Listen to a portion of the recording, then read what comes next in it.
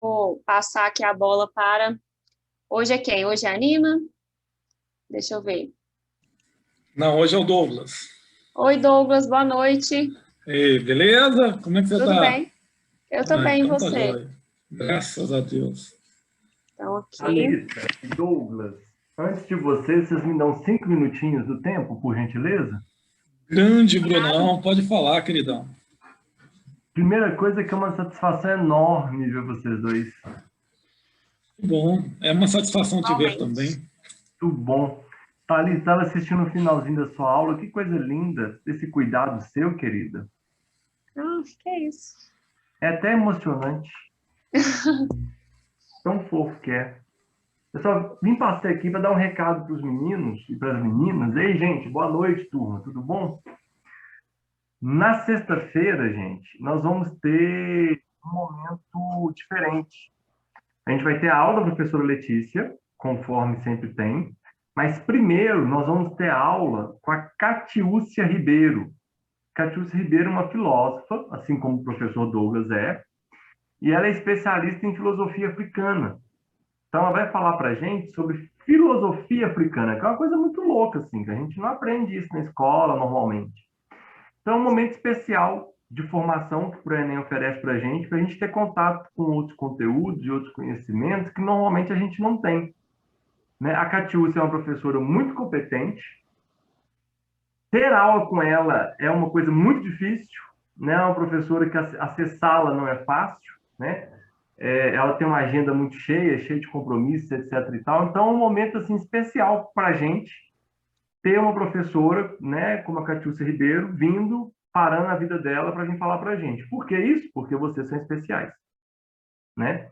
Então, sexta-feira, às 19 horas, uma oportunidade ímpar para a gente. Tá?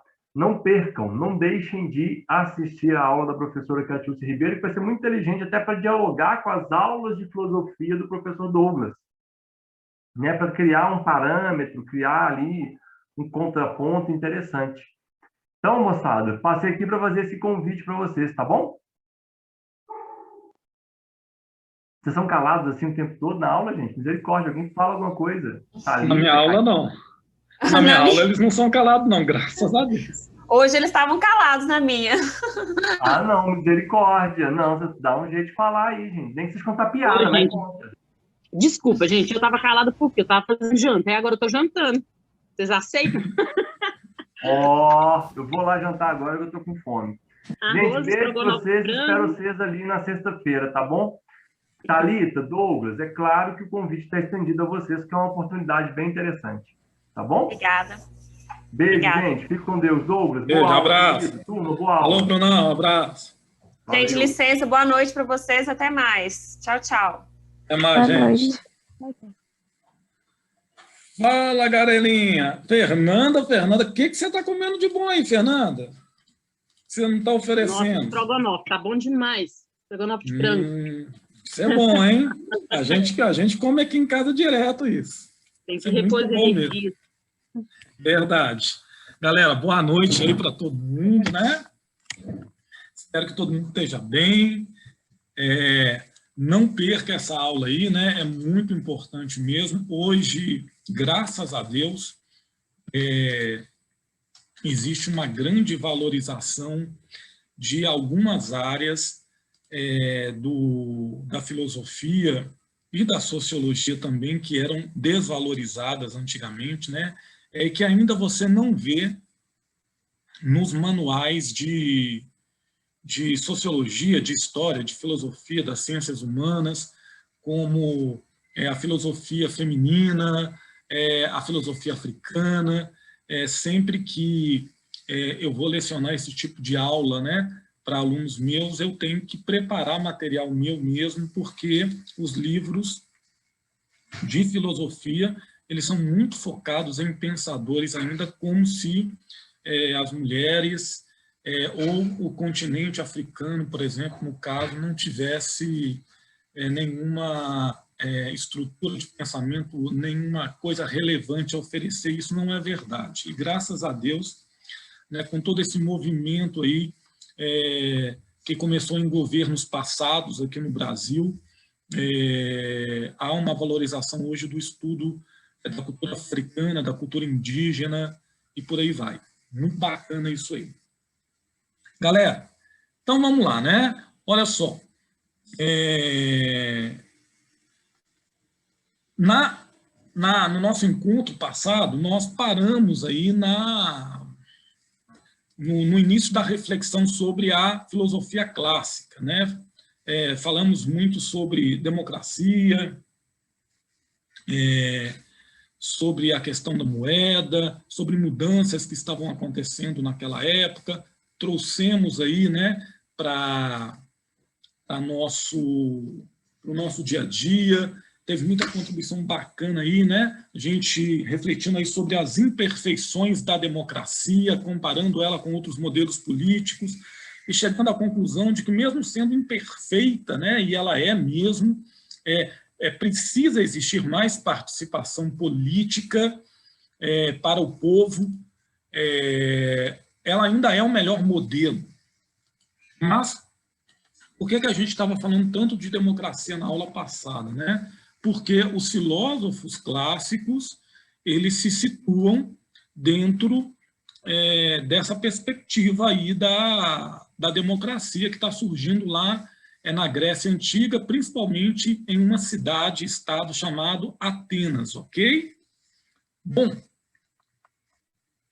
então queria falar para vocês, né, daquele filósofo clássico que é considerado aí o mais importante dos filósofos da antiguidade. O nome dele é Sócrates. Ok? Alguém já ouviu falar aí sobre esse filósofo, o filósofo Sócrates? Vocês têm uma noção de quem é esse sujeito? E aí, Fernanda, Ana Luísa, Emily, Márcia, quem mais que está aí? Deixa eu ver aqui. Né? Vou Só sei que nada sei. Beleza. Citou um princípio, né, da filosofia aí do Sócrates, né? Só sei que nada sei. Esse princípio aí, né, essa frase, ela trabalha com o princípio da ignorância. O Sócrates, gente, ele é um filósofo que ele acreditava numa ideia, tá, no ensino, chamado conhece-te a ti mesmo, que podia ser traduzido pela frase conhece-te a ti mesmo.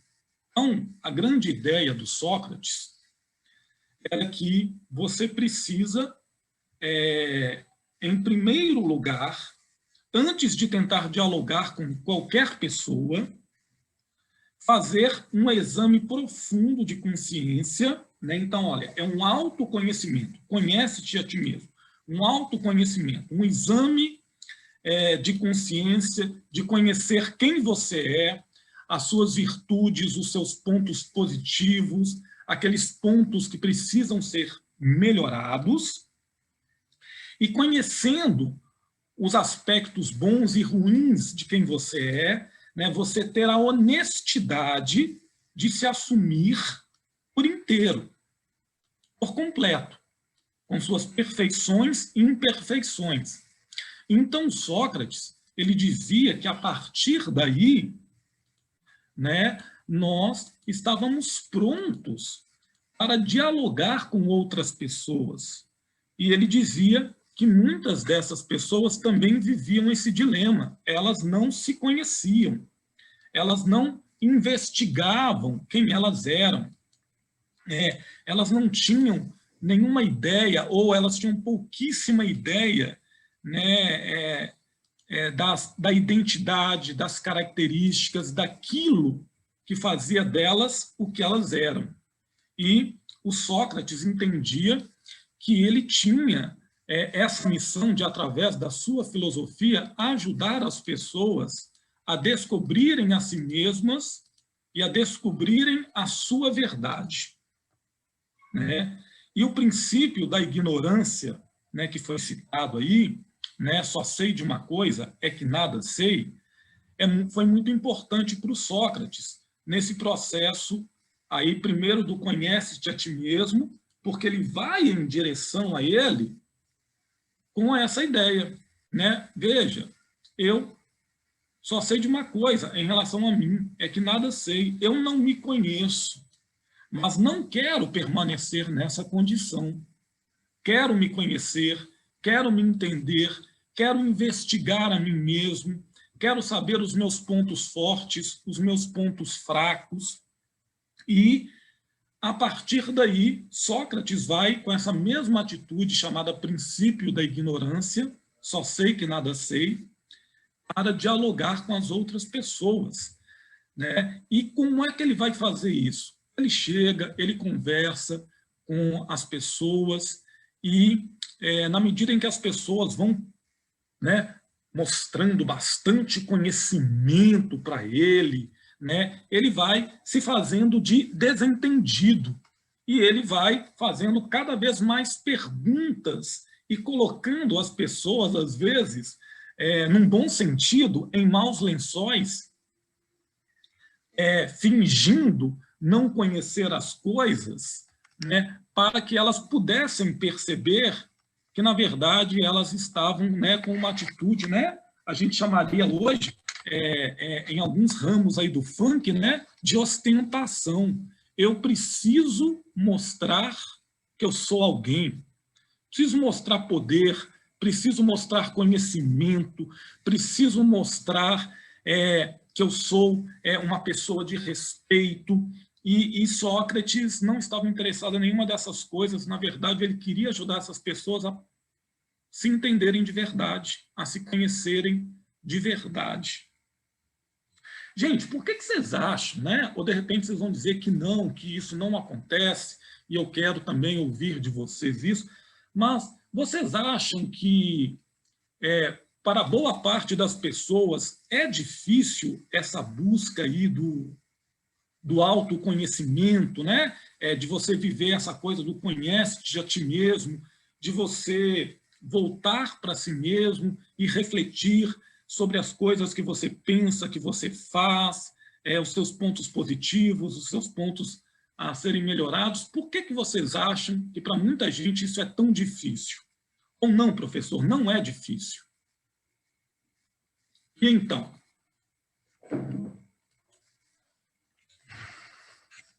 Por quê, galera? Eu acho que é porque a gente normalmente costuma olhar para o outro, né? A gente não costuma parar para pensar na gente mesmo. A gente olha o que o outro quer. Então, a gente não para pensar. Assim, normalmente, geralmente, né? Ótimo, Márcia. Ô, Márcia, você falou uma coisa muito legal, né? É mais fácil a gente olhar para o outro, né? E por que geralmente é mais fácil nós olharmos para o outro? Porque já se tem um modelo, né? Não se tem o que construir. Quando a gente olha para a gente, eu acho que a gente tira lá de dentro, a gente vai construindo a gente, olha, eu penso dessa maneira, de tal forma. Quando a gente olha para o outro, já está pronto o modelo, é só copiar. Ok, bacana, Márcia. José estava falando, né? Se a gente olhar para a gente, é isso que eu entendi, né, José? Se nós olharmos para nós mesmos, nós vamos ter que lutar contra a nossa natureza. E muitas vezes nós não estamos dispostos a isso. É isso mesmo? Ok, maravilha. Verdade, né? Às vezes a gente olha para nós mesmos, né? Não no sentido de olhar no espelho, pode ter até a ver também com isso, aí nós vamos descobrir que tem mais coisas ainda com as quais nós precisamos lidar. Nós olhamos para nós mesmos, né? Nos voltamos para nós mesmos e não gostamos, né, do que vemos. Né? Muito difícil para nós. Ótimo. Bom, como é que começou essa história toda aí do Sócrates, né, galera, como filósofo? Por incrível que pareça, né, aí aqui nós vamos ver a proximidade entre filosofia e religião. O Sócrates, ele tinha um amigo, tá? Que mais tarde vai se tornar um discípulo, um aprendiz do Sócrates, e esse amigo, ele foi em um templo religioso, né, da religião lá de Atenas, que era o templo de Delfos. E era lá no templo de Delfos que tinha essa inscrição que eu citei para você, que se tornou o lema da vida do Sócrates: conhece-te a ti mesmo. E aí, esse amigo do Sócrates foi até o templo, e lá, naquela época, era muito comum que as pessoas fossem aos templos religiosos da religião grega antiga para buscar algum tipo de resposta, né, a uma pergunta que eles julgavam importantes. E o amigo de Sócrates quer saber quem é a pessoa mais sábia, não a mais inteligente. A sabedoria está um nível acima, né? Ele quer saber quem é a pessoa mais sábia de toda a Grécia. E existia uma sacerdotisa, né, do templo de Delfos. Era muito comum que as mulheres fossem sacerdotisas naquela época, né? Inclusive, homens e mulheres tinham relações sexuais com essas sacerdotisas, porque eles se sentiam mais próximos do Deus por causa disso. E ela era sacerdotisa representante do deus Apolo. O deus Apolo é o deus Sol.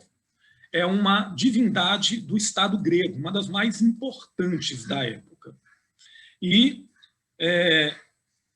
o amigo, né, conta a história, né, que o amigo do Sócrates recebeu a resposta do deus Apolo, através dessa sacerdotisa, de que a pessoa mais sábia de toda a Grécia era Sócrates.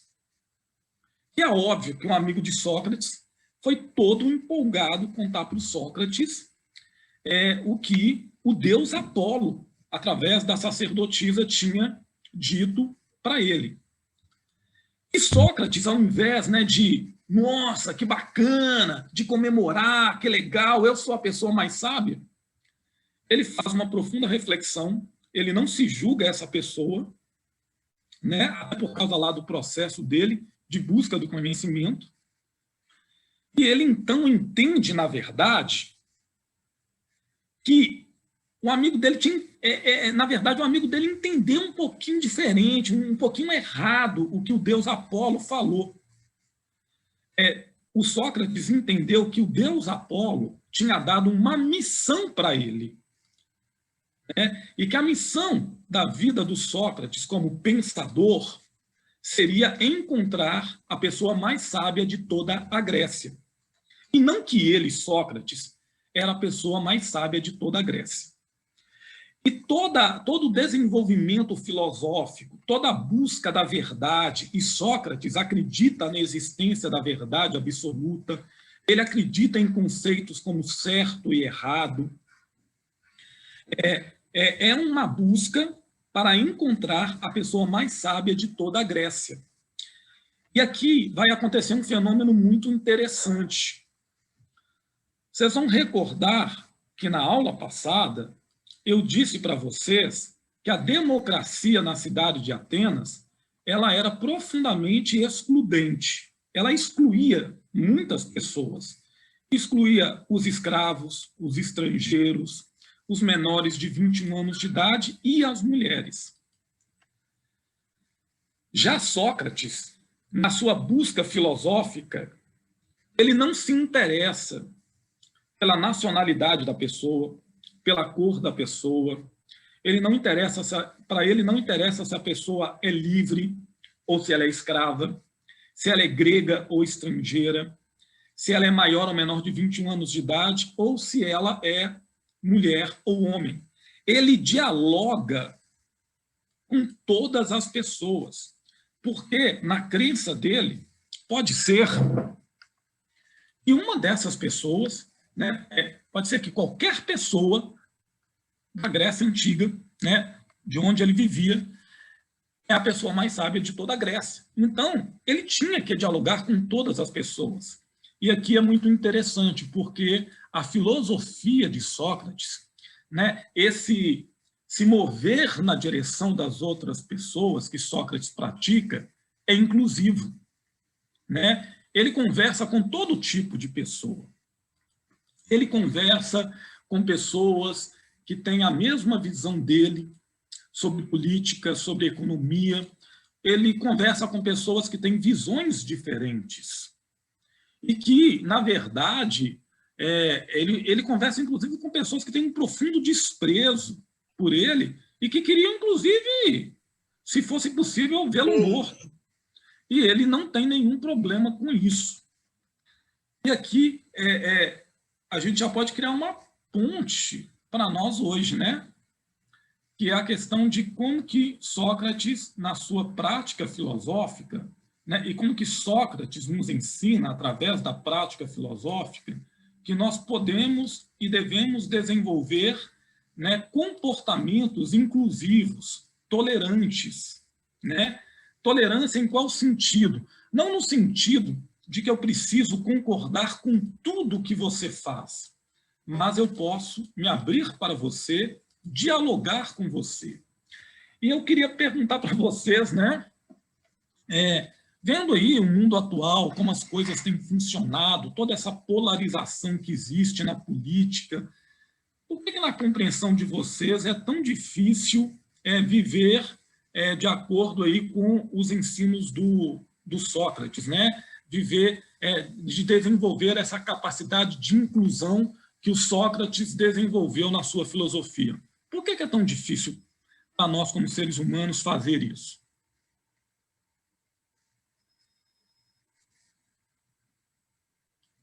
E então, ou não, é muito fácil a gente ser inclusivo, a gente aceitar quem pensa diferente. Eu vou falar que, por exemplo, né, eu tenho uma dificuldade enorme, eu estou trabalhando muito nisso, de ser inclusivo com o Bolsonaro, por exemplo. É muito difícil para mim. Entendeu? O que é difícil, gente, para nós?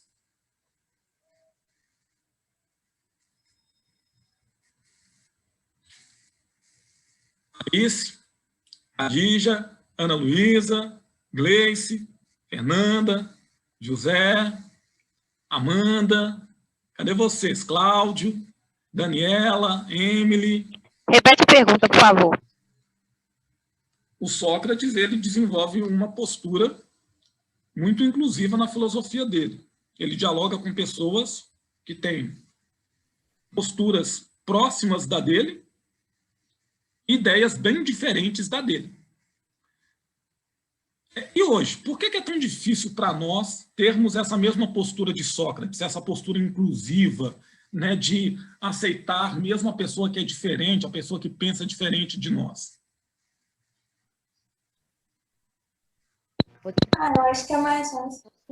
Pessoas que pensam diferente de você, e também o povo de hoje em dia, né, as pessoas no geral, elas não aceitam opinião diferente, então meio que se você pensa diferente dela, você já não é meio que aceito no grupo dela, e é meio que isso, as pessoas hoje em dia não aceitam as pessoas serem diferentes de ela, meio que tem que ser um padrão, tem que pensar igual. Mas vamos tentar fazer agora o que o Sócrates fazia, ok?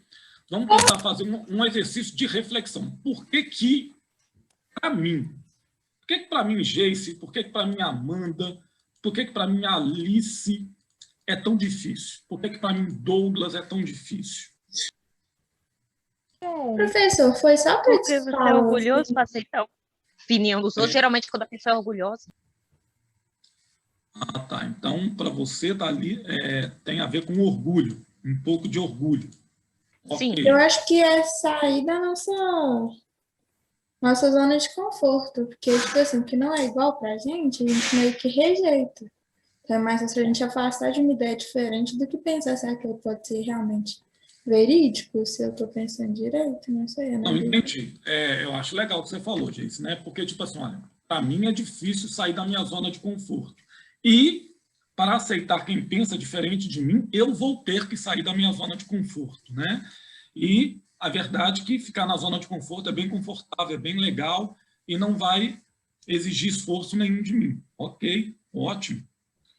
Professor, só vou te perguntar, tipo, foi Sócrates que falou assim, que eu lembro vagamente, mas tipo assim, eu posso não concordar com o que você fala, mas sempre vou defender o seu direito de dizer, foi ele ou foi outro? Não foi não. Na verdade, muita gente diz que foi um filósofo chamado Voltaire.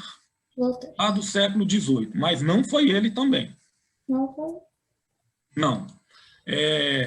Foi a biógrafa dele, tá? Uma mulher chamada Evelyn Beatrice Hall, que, escrevendo a biografia dele, perguntaram para ela, né, se você pudesse resumir os ensinos de Voltaire sobre a tolerância em uma frase só, qual que seria a frase? E aí ela cita, ela cria essa frase aí. Eu posso não concordar com nada que você me diz, mas vou defender o seu direito de dizer até a morte, né? Para poder mostrar aí o espírito da tolerância do Voltaire, né?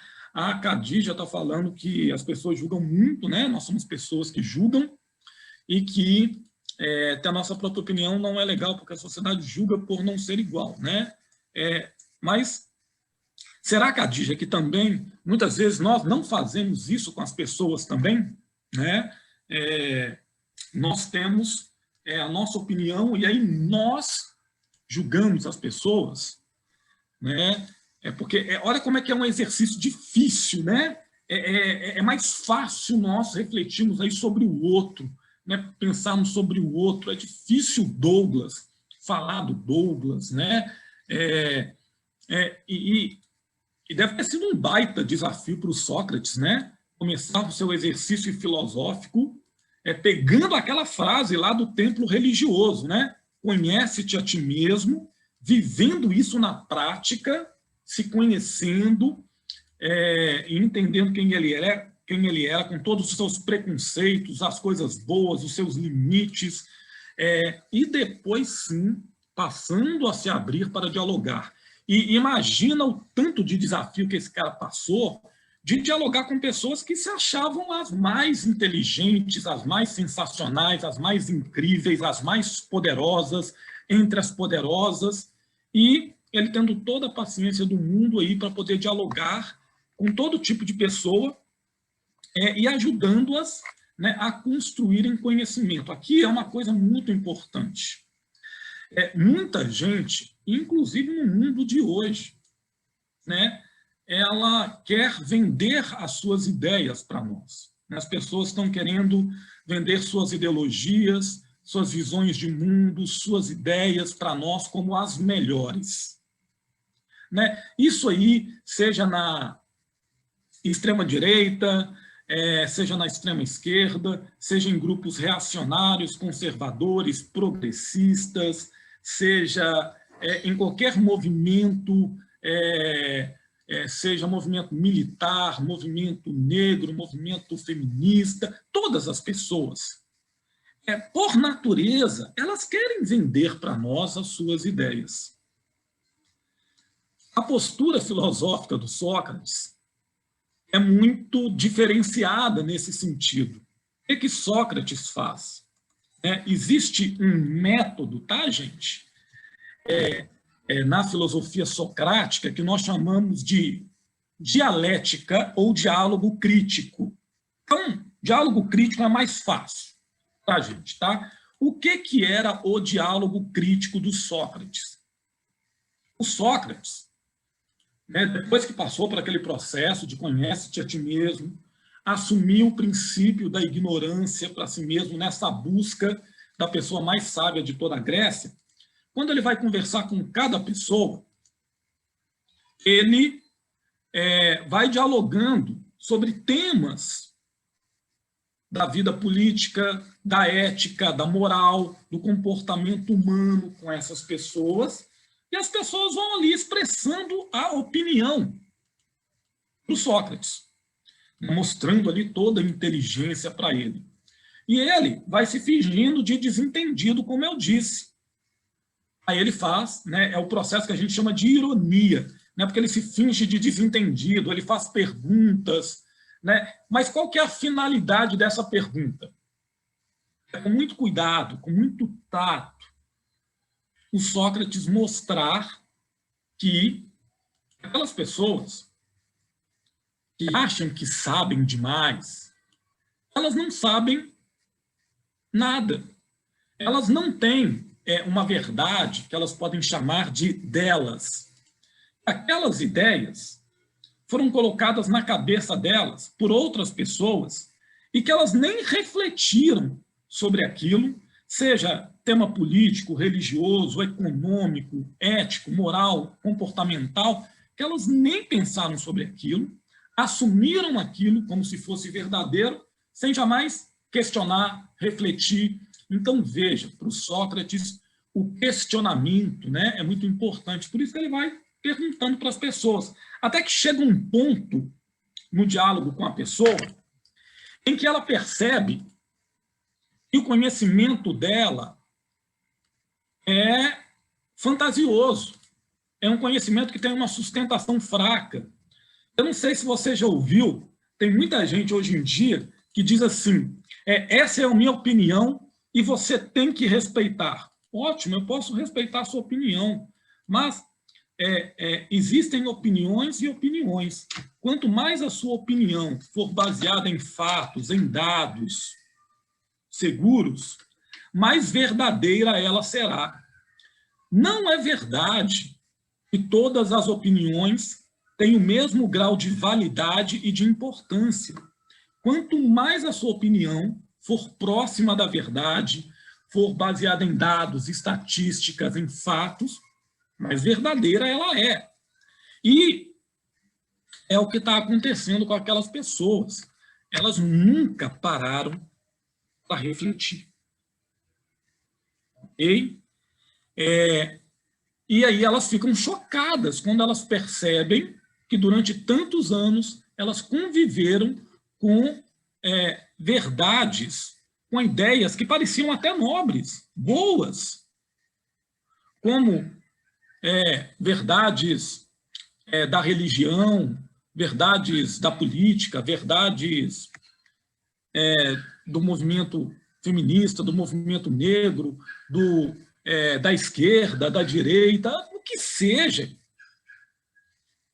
E elas, então, percebem que elas nunca pararam para pensar sobre aquelas coisas.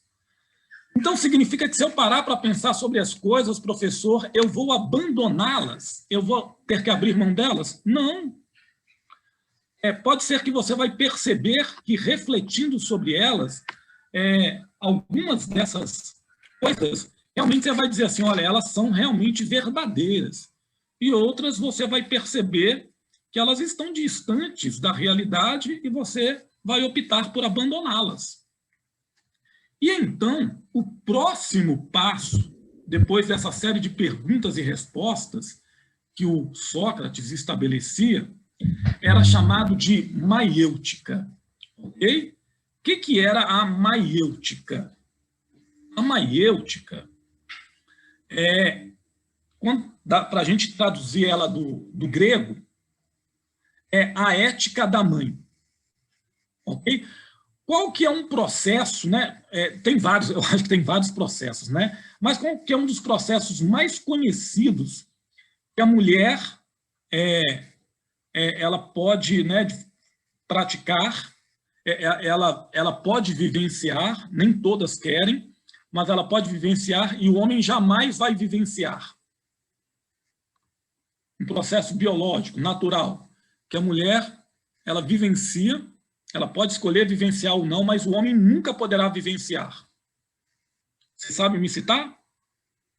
A gravidez. Exatamente, Fernanda, né? Então, veja, maiêutica tem a ver com essa coisa da gravidez, ok? Então, vamos tentar entender o contexto do Sócrates. Por que ele enfiou esse negócio de gravidez, de parto aí, no meio da filosofia dele? Ele fala que a segunda etapa do diálogo dele com as pessoas, depois da ironia, depois que a pessoa via lá que o conhecimento dela era enganoso, não era tão seguro assim, não era abandonar a pessoa e dizer assim, tá vendo aí, ó, você não sabe nada. Ele era cuidadoso, ele era amoroso na prática filosófica dele com as pessoas, e ele passava para o próximo processo, que é a maiêutica, que é a ética da mãe, né? Significa a arte do parto, ok? Maiêutica pode ser traduzida como a arte do parto. Veja, a história é que a mãe do Sócrates era parteira, ok?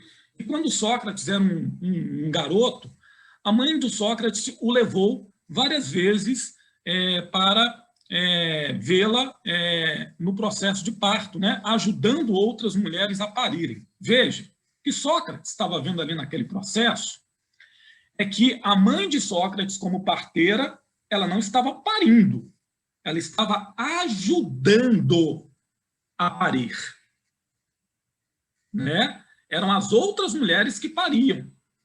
Então, a função da parteira é ajudar outras mulheres a parirem suas crianças. E Sócrates, então, começou a dizer que ele seria como sua mãe. Ele seria um parteiro, mas um parteiro de ideias. Isso significava que Sócrates tinha trazido para a sua vida a compreensão de que ele deveria,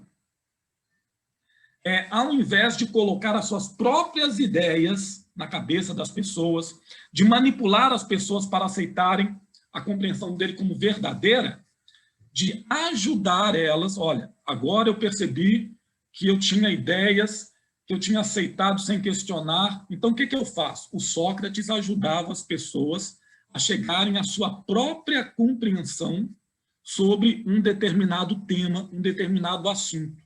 Sócrates não queria vender a sua visão. Não queria, né, como a gente diz, né, não queria vender o seu peixe. Ele ajudava as pessoas a encontrarem a sua verdade, a sua reflexão de uma forma racional e correta sobre aquele tema. Entende aí a alusão, a metáfora aí da parteira? Tranquilo? Sim. Bom, só que teve gente que não gostou, né? Não rolou, né? Porque o Sócrates estava botando as pessoas para pensarem, né? Dialogava com escravo, dialogava com mulher, dialogava com estrangeiro, dialogava com jovens. Isso é perigoso. Ele está fazendo pessoas que não deveriam pensar refletirem. Isso é perigoso para nós. Para nós quem? Para quem, né, está nas estruturas de poder, para quem domina. Né? Quem domina uma região, um país ou uma cidade como Atenas, no caso de Sócrates, não deseja que os outros que são submissos a ele pensem. E então,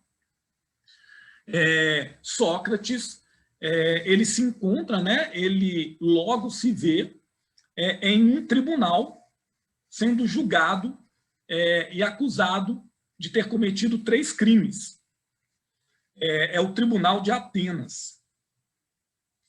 Sócrates foi denunciado como tendo praticado 3 crimes, e a gente vê que era de claras intenções para que ele pudesse ser silenciado. Ok?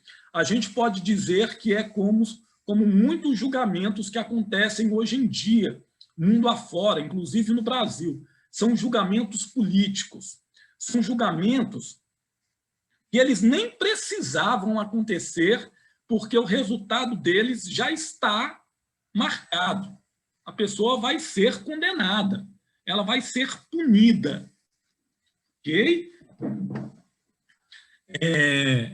Então, o Sócrates, as acusações que o Sócrates recebeu foi a introdução de novos deuses, adoração a novos deuses, o abandono dos deuses do Estado e levar os jovens à perversão e à corrupção. Então, vamos comentar cada um desses crimes aí e explicar por que eles são falsos. Levar os jovens à perversão e corrupção. Bom, é óbvio que o Sócrates não fazia isso. Sócrates não estimulava que nenhum jovem tivesse comportamento sexual promíscuo ou que desrespeitasse os mais velhos. O que ele começou a ensinar aos jovens foi a capacidade de refletir, de chegar às suas próprias conclusões. A segunda acusação aí, que é falsa também, é a introdução de novos deuses, adoração a novos deuses. Por que essa acusação surgiu, gente? Porque existe um termo no grego chamado daimon. E o Sócrates ele dizia que quando ele estava praticando a filosofia, a reflexão, era como se um daimon estivesse soprando no ouvido dele o saber, o conhecimento, né? Daimon é muito mal traduzido para o português como demônio. Essa não é a melhor tradução, não é a tradução adequada, né? O melhor seria um espírito orientador, ok? Que era, né, o que acontecia. E não, Sócrates não o adorava, né? O Sócrates estava querendo dizer, na verdade, sabe o quê, gente? Mas eles usavam uma expressão típica da época deles, né? Quando você, né, quando a Márcia, a Geice, a Cadija, a Thalita, todos nós aqui na sala, a gente fala assim, olha, eu estava tendo uma conversa com a minha própria consciência. Eu estava tendo uma conversa com os meus próprios pensamentos. Né? Olha, tinha uma voz lá dentro que estava me orientando, a voz da consciência. É mais ou menos o que o Sócrates queria expressar. E aí, esses homens, né, interessados em condená-lo, interpretaram de uma forma completamente manipuladora o que ele estava dizendo. A terceira acusação, ela é talvez seja a mais absurda de todos, né, dizer que Sócrates ele era contra os deuses do Estado. O que, na verdade, era a acusação, era que o Sócrates era ateu, então. Então, deixa eu explicar para vocês, né, por que a acusação é ateísmo. Você sabe me dizer o que é ateísmo, gente? Não acreditar em nenhum Deus. Para nós, hoje, é isso, né, gente? Não acreditar em nenhum Deus. Para eles, na antiguidade, não era isso. Para eles, lá na antiguidade, era não acreditar nos deuses do Estado. Então, se você se negasse a acreditar em Zeus, ou Atena, ou Mercúrio, ou Hera, ou qualquer deus grego, você era considerado ateu, porque você estava se levantando contra os deuses do Estado.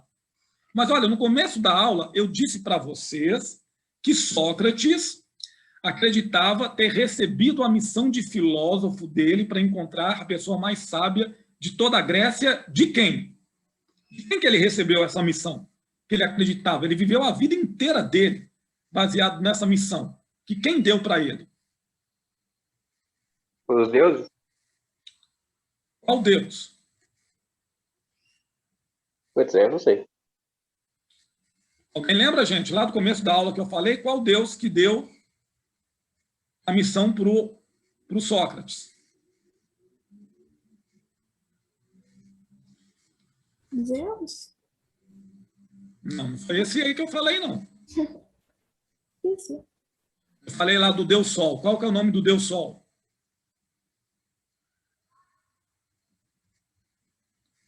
Vamos focar, tá, gente? Eu já vi esse tipo de questão no Enem. Tá? O Deus Apolo. É o Deus do Estado. É um Deus do Estado. Então, veja. Se o Deus Apolo, que é um Deus do Estado, o Sócrates acredita que recebeu a missão filosófica de encontrar a pessoa mais sábia de toda a Grécia, como é que pode o Sócrates não acreditar em nenhum Deus? Ok? Né? Então, assim, é impossível. Ok? Então, de qualquer maneira, ele é condenado por ateísmo, por introduzir novos deuses e por perverter os jovens, e ele é condenado à pena de morte. Ok? A condenação é pena de morte. E aí, o que vai acontecer? O cara era condenado e ele era executado imediatamente. Okay? Só que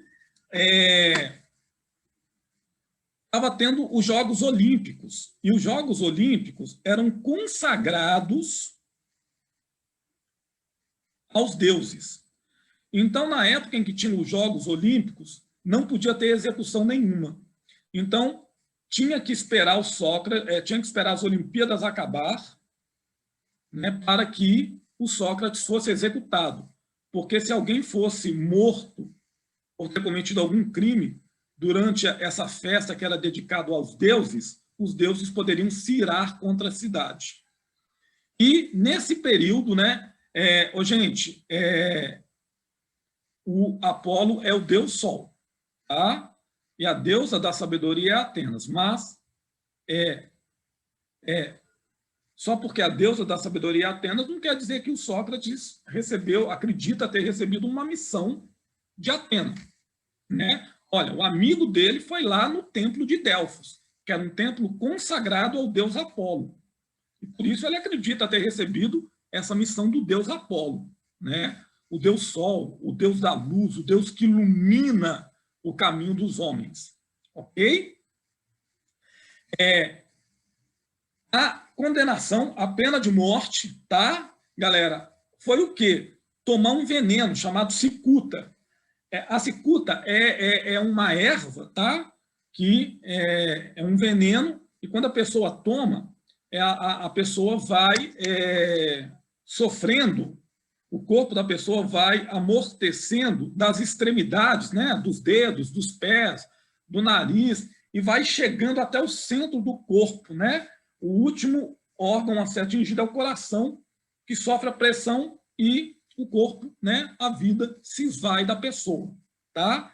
Bom, os discípulos do Sócrates, né? Entre eles o Platão, ainda tiveram tempo de propor para o Sócrates que ele fugisse. E a resposta dele a essa ideia, né,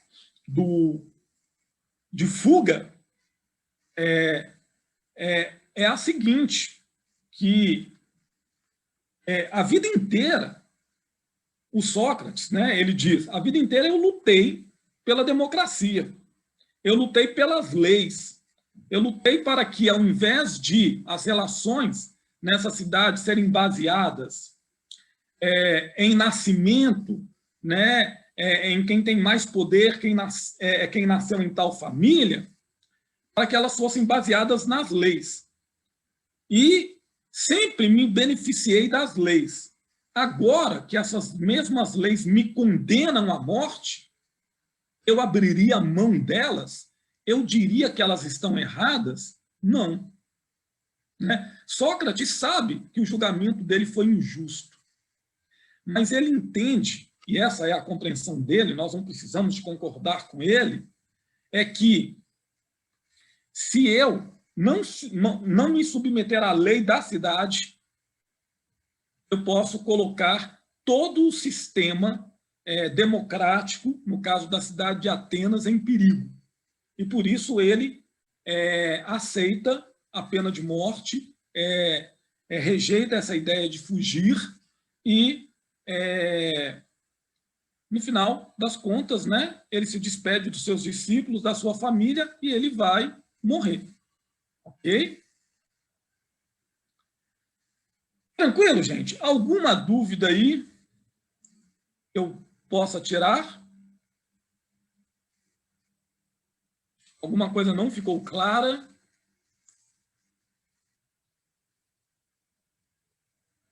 Acho que está tranquilo. Tranquilo? Será que o professor já chegou aí? Tentei terminar hoje no ponto para poder entregar certinho para ele. Quem que é o professor? É o Lucas? A redação.